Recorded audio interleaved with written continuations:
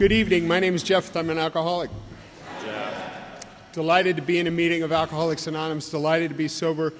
Really happy to be alive and anywhere. And I want to thank Troy for extending the privilege to speak in a meeting of Alcoholics Anonymous.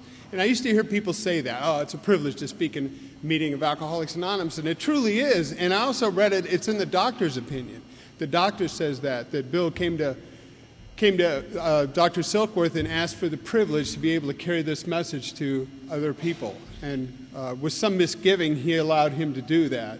And I suppose that's why we're here today, is because Dr. Silkworth said, yeah, you can carry what you know. At that time, they didn't really have the 12 steps when Alcoholics Anonymous wasn't even Alcoholics Anonymous.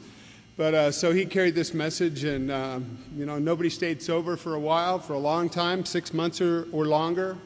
He finally met up with Dr. Bob, which happened to be Mother's Day in 1935, and they met, and Dr. Bob said it was the first time anybody knew how he felt, and it was the first time he ever found another man on the face of the earth that knew how he drank and how he felt and the way he thought and the whole deal. And that was the spark to become Alcoholics Anonymous, and I suppose that's another reason we're here today. So I have a sobriety date. It's December 25th, 1990, and I hope and pray that I'm always willing to do whatever it takes to maintain that sobriety day. Other than right now, that's the most important day of my life. And I have a sponsor, Bob D. Many of you know him. He's in Las Vegas and a very, very active member of Alcoholics Anonymous. And I have a home group, too, and it's the We Group. And it meets in San Diego on both Monday nights, and on Thursday night we have a speaker meeting, and Monday night we have a book study, and we actually study the book and the steps and all that stuff. And so if you're new, and there's a lot of new people here, I'd like to welcome you to Alcoholics Anonymous. This is a very active group, and it's based on, Alcoholics Anonymous. You couldn't hit the jackpot any better than being in this meeting now. So my hope is that you come back to this group and go to as many meetings as possible. And just for fun here, I don't know if you guys do this at any time during the meeting, but how many people in here are willing to sponsor new people? So keep your hands up for a minute. There's a lot of new people here, so it's kind of a weird thing. You come to AA and you don't know who's a sponsor, who's not a sponsor, who's been through the program, who understands it, who, can get you in the literature, and hopefully you'll have some kind of a spiritual awakening or a change of attitude that will allow you to stay in Alcoholics Anonymous. I used to drink. I guess that's a prerequisite for being in AA, and it's always good to mention that, I believe. It is a program of identification. And for me, it was, I was 12 years old, and it was me and my buddies. We got together and we got some Red Mountain wine, or Paisano, one of those, and we drank it. And for me, it was electric. I mean, it was just wonderful. And I remember having that thought at 12 years old, that if alcohol makes you feel this good, why don't people drink all the time? And not everybody has that sensation that drinks alcohol. But for me, it was like, this is it. And I was a pretty cute little kid, but I just couldn't see myself going to my parents to tell them, I've just found the secret of life, and I really think we should keep some cheap red wine in the refrigerator. I just knew I wasn't that cute, So I began to do the things that little kids do, and they get together with the other little juvenile delinquents, and they steal booze from their parents, and they mix it all together, and they drink it, and, just get violently ill and can't wait to do it again. And so the first time I was I know, right on, Aaron, I knew it. The first time I was to hear the words Alcoholics Anonymous in conjunction with my name was 1968. It makes me old. And me and my buddies got together, and four of us, we chugged a quart of Jim Beam in just like 5 minutes. We got this Jim Beam and we just chugged it, and we were like, nothing was happening, I was waiting for the pop, and so I saw some aftershave lotion in the bathroom, and we were going to go hang out at the football field, so I took a few pulls off the aftershave lotion, and off to the football field we went, and it just hit us. I didn't know there was a time delay with alcohol, and we got really sick, and my buddies we got kicked out of high school and went to see the counselor, and the counselor told my parents, they said, well, either he should go to continuation school, or maybe if you want to stay in regular school, he should go to meetings of Alcoholics Anonymous. Now, I was 1968, and I was a freshman in high school. Alcoholics Anonymous wasn't prevalent for young people like it is today. And, so I didn't go, long and short of it. So I got busy drinking and doing all those things, and I started practicing, the third chapter of Alcoholics Anonymous on the night that I got reunited and readmitted back into high school. I said I would never drink again. Trust me, if you drink aftershave lotion and Jim Beam, you will never want to drink again. You will never drink aftershave lotion again, I assure you that. That's a one-shot deal. But so 6 months later, to the night I was readmitted back into high school, and my buddies were still drinking 191 and 152 or 151, 192, whatever that stuff is. It was rot gut. And I switched to natural wines, and I switched to, some softer things. And so I was doing the dance that we all do in Alcoholics Anonymous. Somehow it's going to be different this time. I'm going to mix just the right things. I'm not going to drink too much, whatever it is. And I discovered that hard liquor was really a problem for me. So I did the obvious thing, and I switched to beer and natural wines. Now, I was astonished at how much, at a young age, how much beer you can drink if you're an alcoholic. I don't know. They used to talk about having a hollow leg, and now I get it, because I can sit down and I can drink a 12-pack of beer. I can drink a case of beer. Now, that's abnormal. Social drinkers don't do that stuff. They say stuff like, oh, I've had two, I'm starting to feel full, or I'm starting to get a glow, or come on, let's go. Give it all up, And so that's kind of the way it was. And I met a little gal, and I was to start getting in a lot of trouble in high school. And, the reality was that I just couldn't wait to get out of there. I've always wanted to grow up quicker than I was. I wanted to be 21. I wanted to be able to go to the bars.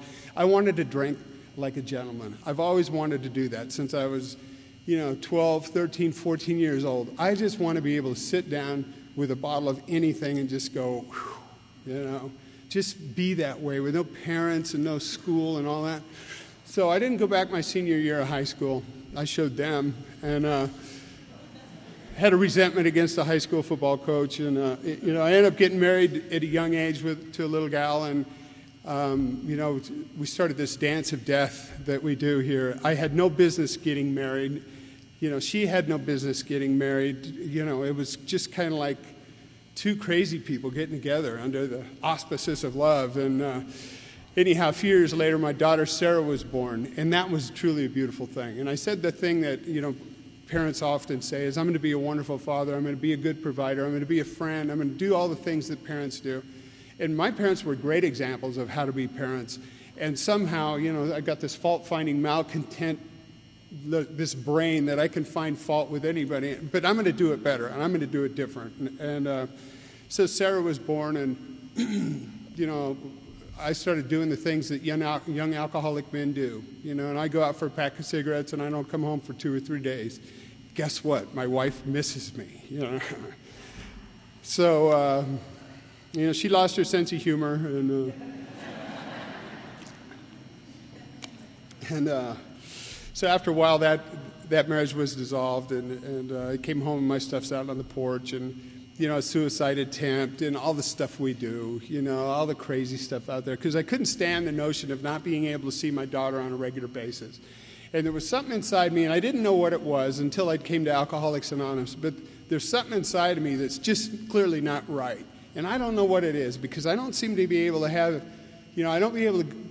I've lacked the ability to go to work and work like 5 consecutive days, week in and week out, and bring home the paycheck and pay the bills and it's just too much pressure for me. I can't take it. And I don't seem to be able to get along with people. And if I'm at work, I was in the building trades, and if we disagree, and you disagree more than once with me, I hit you, and I get fired for violence. And so I got no skills for communication. I'm a violent guy, kind of, but I want to be a good guy, but I just don't seem to be able to get it. And I don't understand how people get along in life, So It was just crazy. And I have two older brothers and a younger sister, and they're not alcoholics. I've seen them drink. They don't have this thing that happens to them. Maybe at certain times in their lives they've drank hard for whatever reason, but responsibilities, having kids, doing the things that we do, they just kind of scale it back and behave. They know how to do that. I don't know how to do that. So I'm bouncing around the trades, and the divorce is final, and I'm absolutely crazy. And my oldest brother is a very successful attorney. And when you're growing up and you're a high school dropout, your brother is like meeting governors and, meeting presidents, and he's, you just start to hate him, It's just like, man, he was so successful. Everything he touched turned to gold, and I can't do anything. But he never stopped loving me through the whole process. So we're out there, and one day we're riding horses out in Wickenburg, Arizona. It was a big organized horseback ride, and we're, drunk. Oh, it was a big drunk fest. And he says to me, Jeff, I've seen you struggling, and we just bought some radio stations, and how would you like to get into the radio business? And I said, I would love to get into the radio business. You could probably tell I have executive potential, but so I do. I have executive potential. I just need one shot. I need the big shot. So he said, well, I'll hook you up with some people, and, you've got to straighten up, you've got to fly right, you've got to be good with these people. I mean, these are radio professionals. They have degrees in marketing, they have degrees in communications. These are sharp people, and I just feel like a klutz. I feel like a dummy. But I tell you what, I've got that alcoholic, I'll dig my heels in and do it, man, because this is my shot. Don't get in my way, because we got problems if you do. So I'm taking this kind of a junkyard dog mentality into the radio business. But I'm trying to polish it up a little bit because I'm trying to behave, I'm trying to do that deal. So I show up and, there's some success mixed in with it. And, I sold the largest electronic media advertising campaign ever in Yuma, Arizona. So the success was relative. But I was a big shot in Yuma. I don't think there's another person in here that can claim that. But so I'm having a lot of fun. I'm doing the things, and, I'm having fun. I'm doing it, and, I met my landlady. She ended up being my girlfriend. I said, because rent is going to get a little dicey here at some point in time. So, I got to kind of move to the mothership. So, I hit on her, and she became my girlfriend. We'll just call her the nudist from here on out. But her and her friends like to take off their clothes a lot and all that stuff. But I don't want to get into all that stuff. But that was a lot of fun, actually. But so I'm selling a lot of advertising down there, and I'm having a good time. But I'm drinking. I'm going out in a three-piece suit, and I'm working all day, and then I'm going home and partying with the bikers at night. And I started out, and I was living on a golf course, and 6 months later, I'm living in a small trailer in between lettuce fields. And I'm dying of alcoholism, and I don't even know it. And I'm lonely. Our book talks about loneliness. That few can ever realize until you know how lonely it is to be. And nobody knows how you feel. Nobody, you can't really communicate. And I'm months behind on my rent, and my girlfriend's not happy with me. And I go into the radio station one day, and there were some people there from a treatment center.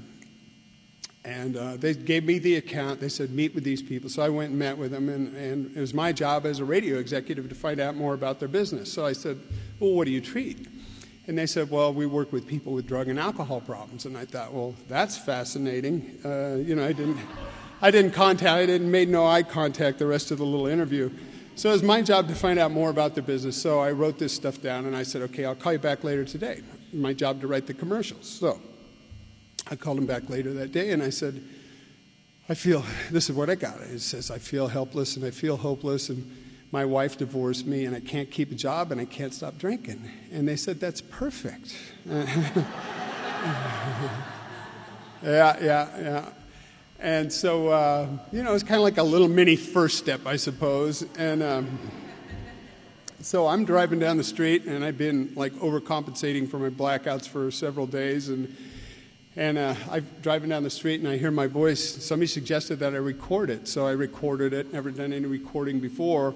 So I'm driving down the street, and it's, midnight, 1 in the morning, and my voice comes out all over Yuma Valley. It says, I feel helpless and I feel hopeless, and my wife divorced me, and I can't keep a job and I can't stop drinking. And I went, oh, Jesus, now everybody knows. And it was, how often do you do that? I mean, it was, I had a bed in that same treatment center within a few days. And so somehow through the universe here, I 12-stepped myself into this little treatment center. And the miracle of Alcoholics Anonymous happened for me in there. And when I say the miracle is I'm running around the face of the earth and I don't know, the friends are gone, the working relationships are strained, the radio station fired me from all the stuff I was doing and they didn't even know half of it. And I go into this treatment facility and there's a psychologist or a psychiatrist on board. There are no other alcoholics on staff, none. There's people that have other disorders that are evident, but there's no other alcoholics in there. So there's no identification. And then one night on a Saturday night, a guy from Alcoholics Anonymous came in, and he came in all by himself. He was part of the Hospitals and Institutions Committee. And I'm glad he came in by himself, rather than, if he didn't come in with a partner, who knows? If I wouldn't have got the message that night, maybe I wouldn't be here today. Now, that was 1987, and he came in and carried the message of Alcoholics Anonymous. I sat next to the guy, read those magnificent words, how it works for the first time. Rarely have we seen a person fail who's thoroughly followed a path. People who cannot recover, cannot completely give themselves to this simple program. So we read that, and the message had depth and weight, and this guy told a story, and it's the first time, much like Dr. Bob, it was the first time I'd ever heard anybody tell my story. This guy knew how I thought, he knew how I drank, he knew how I felt, and it was magnetic. I just went, wow, this is amazing. Now, I know a lot of four-letter words, but help isn't one of them, and I can't just go up to this guy and say, okay, you got me, what do I do? Help me. There was some other stuff that had to happen. That's what my brain was saying. Talk to the guy, ask him for help, and took no action, and the opportunity just vaporized. So it was my first connection with another sober member of Alcoholics Anonymous, and a few days later I was dismissed. I left that treatment center, been in there 10 days, went out with my girlfriend and to dinner, and we sat down and I ordered Pepsi, and she says, well, Jeff, beer's never been a problem for you. You're ordering Pepsi. And I said, well, I just spent 10 days in this little treatment center, and I got a pretty good idea I'm not supposed to drink. And she said, well, beer's never been a problem for you. It's all the other stuff. And I said, you're right. Beer has never... She was very perceptive. I said, what could one beer hurt, right? What could one beer hurt? I have a profound respect for the first drink. So I took the one drink. Now, that was 1987, and my sobriety date is the very end of December. It's December, Christmas Day, 1990. That's 4 years of pain and agony just from taking that one beer. That's not that price. I don't want to ever have to pay that price again. I don't ever want to be able to not see my daughter for 4+ years. I don't want to ever live in that pain and loneliness. Just how we get when we're just out there. So if you're new to Alcoholics Anonymous, stay with us. You don't have to go down any further, which is a beautiful thing. So when I came back, I took a drink, and the drink took a drink, and there it is, and I was in Yuma, and I ended up back in San Diego and got arrested a few times. I don't arrest well. I jail even worse. I'm not a happy guy to be there. And it was the San Diego County felony tank, and it was a pretty rough place, and starting to do some soul searching there, and just really realizing my life is an absolute disaster. There's my dear sweet mother. I kept ending up in my parents' house. I don't know, has anybody ever had to move back into mom and dad's house on multiple occasions? I'm just back at the house. Between that and living outside, I didn't know I was homeless for a while, but I was living on the lake, and I didn't know that was homelessness till I came to Alcoholics Anonymous. Hell, it's a nice, tidier package. But I was living back in my parents' house, and I get these bills every month, and my mother just keeps stuffing them into a pillowcase. And I haven't seen my daughter in years, and I had a son through a different relationship, and I hadn't seen him since he was an infant, and I didn't want to claim responsibility for him. And I feel absolutely like I'm a failure as a parent, and there's no feeling about it. It was the absolute truth. I failed as a parent. I was a failure as a husband, as a brother, as a son. My parents would give me that look of pity. They'd just go, oh, it was painful, really painful stuff.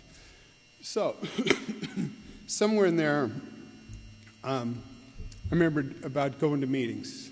Boom. I was watching a movie, what was it? Dead Poets Society, and they talked about Carpe Diem in there, seize the day. And I'm sitting here dying on my dad's couch, and I'm physically sober. I am physically sober, and I'm detoxing on my dad's couch, and I'm crying like a baby. Because physically sober, I cannot stand the person that I have become. Just crying like a baby, just bawling. My parents would come out, "Are you okay?" And I go, "Yeah." And so I started going to meetings of Alcoholics Anonymous, and I started to see people that were living in the solution. The people that had the spiritual awakening and the change of attitude, they seemed to enjoy life, man, and I'm just hating life. And they also were practicing the traditions, and they were making people feel welcome. It was a safe place to come. Come on in. We're glad you're here. Have a cup of coffee. Have some cookies. We're glad you're here. Don't leave until the miracle happens. And I'm going to that. And I'm going to the meeting. I'm getting swept up in it, and the people are talking about it. Now, the problem is that I'm absolutely insane, and I don't know what the problem is. The problem, I didn't know it was selfishness and self-centeredness. I didn't know that I was so self-absorbed that I couldn't even focus on anybody else. It took a sponsor a while for me to get into the program of Alcoholics Anonymous before I started to know what the solution was. So I was enraptured by the people that had come here, and they were living this deal, and I started to kind of follow them around, and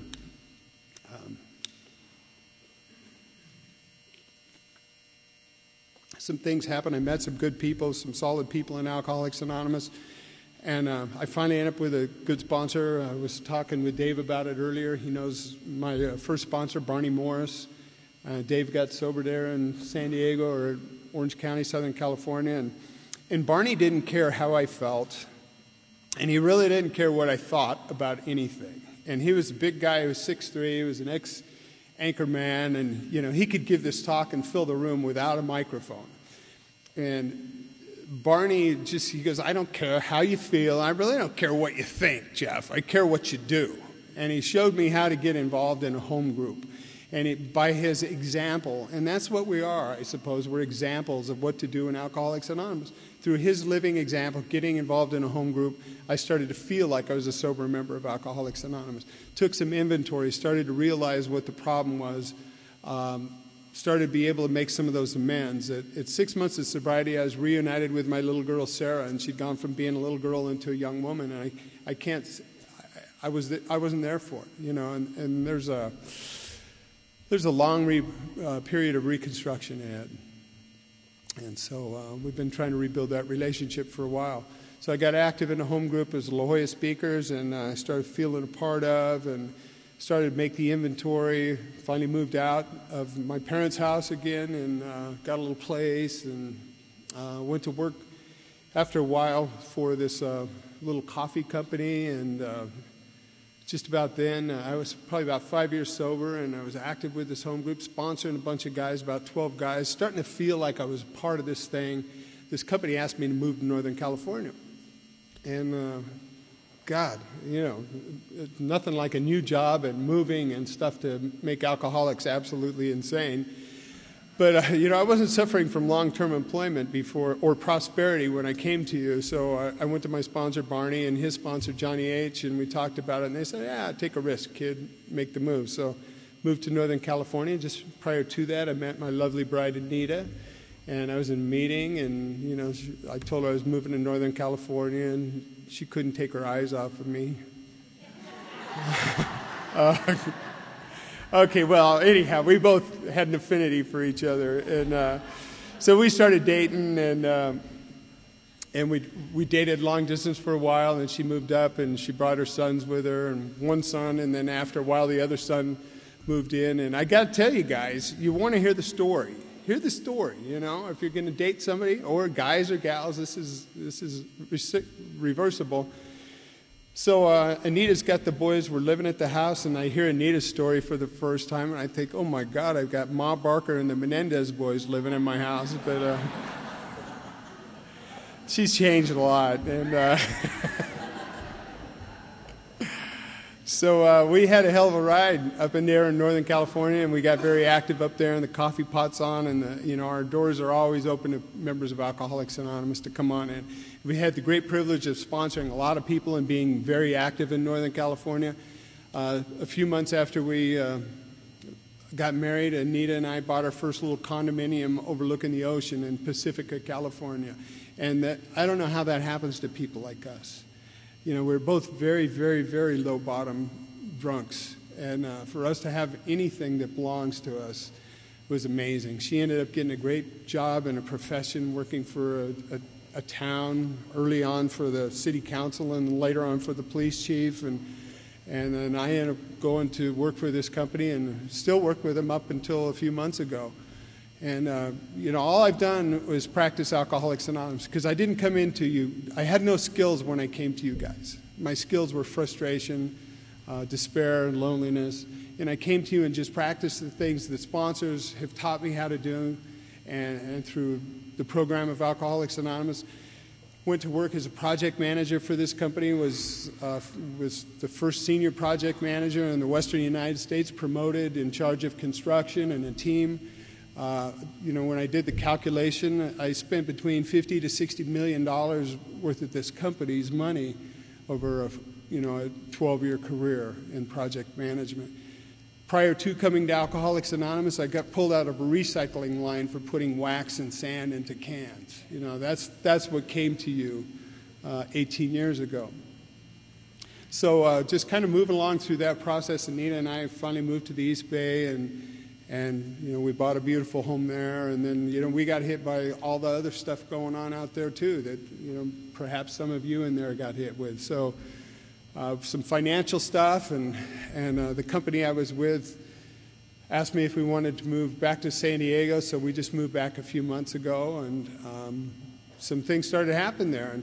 And I just want to say briefly that we blended our families together. Anita brought two beautiful boys into our relationship, and I brought Sarah and Ryan into the relationship. And this is God's truth. Is the only way I learned how to be a father was by being a stepfather to Anita's boys. And as soon as I stopped treating those kids like stepkids, they started behaving, and I started behaving. And I really learned a lot of parenting. I mean, there's so much we can do as sober members of Alcoholics Anonymous to touch the community. And so our youngest son is sober 7 years in AA, soon to be 8 years. And these kids call me Pops, and my daughter calls me Daddy. She calls me Daddy when she really wants something. And, I had the great privilege of walking her down the aisle a few years ago. And it was a magnificent day. Walk my little baby girl, Sarah, down the aisle, and we just cried and danced. And, I have Alcoholics Anonymous to thank for that entire thing. I have Alcoholics Anonymous to thank for my entire life. I mean, it's unbelievable what happens when you come in here and surrender to this thing. Just surrender. Just go, okay, what's next? What do I do next? Hey, sponsor, I need a sponsor. What do you want me to do, sponsor? Let's get in the book. Let's do whatever it takes. So we moved back to Southern California November 15th, and I'd go in and see Anita in the front room. She retired, with honors. The police chief gave her a send-off, and police chiefs don't get emotional, and the police chief was emotional on that day. And then I'd come in and watch her, make sure Anita was comfortable and doing all this stuff. And then my company called me shortly thereafter on February 11th, and they said, we tried to keep you this long, a lot of layoffs. They said, you're going to retire on Friday the 13th. I'm thinking, oh boy, and then I'm supposed to talk at a conference in Northern California on Friday the 13th, and so it's like twin back-to-back Friday the 13th. So we have a little party on Friday the 20th, and then on the 22nd, I wake up in the morning and 60% of my vision is gone. I'd had a stroke that night in February, and I stand there and I'm going, Jesus, throw some water on my face, go, okay, nothing, and somebody was talking earlier about, what we do here at Alcoholics Anonymous to stay sober one day at a time, and, I was freaked out, for obvious reasons, and so Anita takes me to the hospital, and I saw your faces. I saw my sobriety brothers, Troy, and I saw Ben, and I got phone calls from these guys and from people all over the western United States, well-wishers and text messages and emails and phone calls. And where else do you get that kind of love? I don't know. But so as I got up from the gurney to the wheelchair, I noticed a little speck of dirt on the floor, and I said, hey, I can still hit a golf ball. This may not be all that bad after all. I got Alcoholics Anonymous, I got a primary purpose, and I can still hit the golf ball. So my primary purpose is with yours, the people that have been around here for a while, and that Tony had mentioned in his talk. My primary purpose is to stay sober and to help other alcoholics to achieve sobriety. And, it's a beautiful way to live, man. It's amazing. I mean, where else can you go? I've moved in sobriety several times, and I have empathy for people that have to move, that don't plug in, don't have Alcoholics Anonymous or this fellowship to plug into. It's like, all you do is show up at a meeting. Hey, I'm new to the area. I'm here. Is there something I can do to help? And man, we will plug your ass in. Excuse me. That's all. So I've been plugged in several times. We were plugged in back down in San Diego, and we're living a good life down there.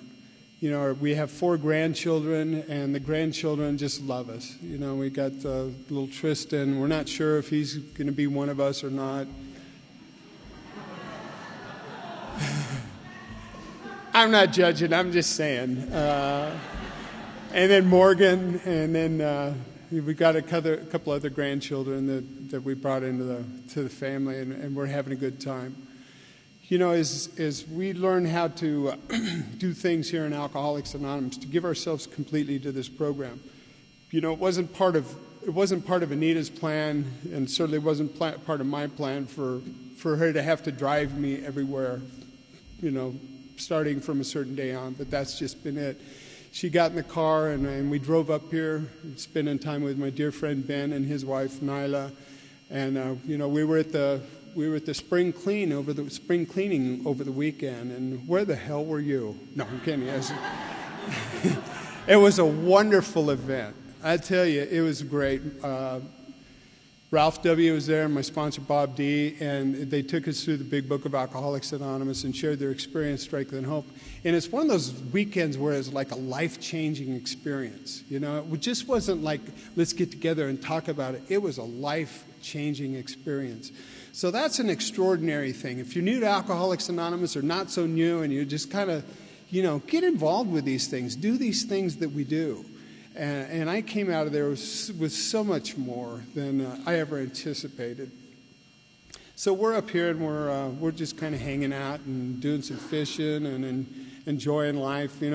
I talked with Ben on the line, or he sent a text message. And correct me if I'm wrong when this is over here, because with a stroke, I'm claiming stroke. Some stroke survivor. If I'm grossly wrong with anything anymore, I'm a stroke survivor. But Ben sent me a little email, and he says, maybe you should, consider part of your therapy coming up to Utah and doing a little fishing. And I said, you're right, and so that's what we're here, Like I say, it was just like 2.5 weeks before I was supposed to talk at a conference in Northern California. And we keep our AA commitments. That's what we do. I'm thinking here going, I don't know if I can do it. Apparently, it's just taken the vision part of my brain. But I'm thinking, oh, Jesus, well, I got to show up. I mean, Dr. Bob was dying of cancer, and he got up and did his address, and Bill W. was dying of, and not that I'm on the plane of these guys, but, we've had tremendous examples, one of the, but after Barney Morris passed away, I had a sponsor named Glenn Loyster. And Glenn was a great example of Alcoholics Anonymous. He would load up in his car. He lived in Palm Desert, and he would drive to Northern California, 6-7 hours, to talk to sponsees about the traditions, and then he would drive home on his own dime. So we're talking 12, 14 hours, spend a night in a hotel just to talk to, a dozen sponsees about the 12 traditions of Alcoholics Anonymous and his talking history. And then 5 days before he passed away, he could barely walk. This guy had emphysema, and he would have to stop and breathe, gather his lungs if he'd walk from that door over to the podium. And he'd have to stop for 10 minutes and talk. And this guy was giving a talk somewhere, 5 days before he passed away. And I just look at these guys' examples of what to do here in Alcoholics Anonymous, and to me, it's astonishing what you've done. You guys have shown me through your living and dying examples that here in Alcoholics Anonymous, we have one primary purpose. It's to stay sober and carry this message to the alcoholic who still suffers. The program of Alcoholics Anonymous has absolutely changed my life. To have these children in our lives today, and to have a loving home, the home we have is just absolutely gorgeous. It's full of love. We ended up buying my parents' house and moved back to San Diego, and we're living in this beautiful little home overlooking the football field, built in 1960. Hasn't been touched since 1960, but it's our home. And everywhere I go and everywhere I do, I think of you. And this would be another one of those, just a tremendous little footnote in our path in sobriety, is the people in Utah, in Salt Lake City, that came out to show us what life and love is all about. So with that, I think I'm through, and I want to thank you for my life.